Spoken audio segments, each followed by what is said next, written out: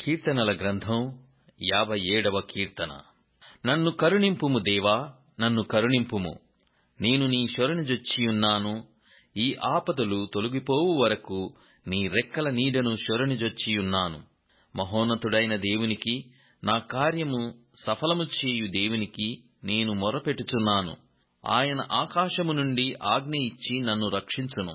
నన్ను మృంగగోరువారు దూషణలు పలుకున్నప్పుడు దేవుడు తన కృపాసత్యములను పంపును. నా ప్రాణము సింహముల మధ్యనున్నది, కోపోద్రేకుల మధ్యను నేను పండుకొనుచున్నాను.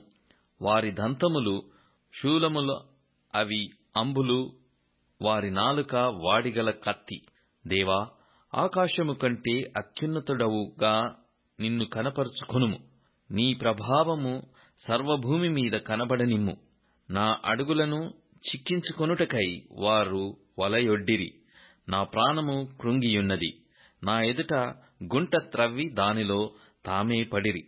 నా హృదయము నిబ్బరముగానున్నది. దేవా, నా హృదయము నిబ్బరముగానున్నది. నేను పాడుచు స్తుతిగానము చేసెదను. నా ప్రాణమా మేలుకొనుము. స్వరమండలమా, సితారా మేలుకొనుడి. నేను వేకువనే లేచెదను. నీ కృప ఆకాశము కంటే ఎత్తైనది. నీ సత్యము మేఘమండలముల వరకు వ్యాపించియున్నది.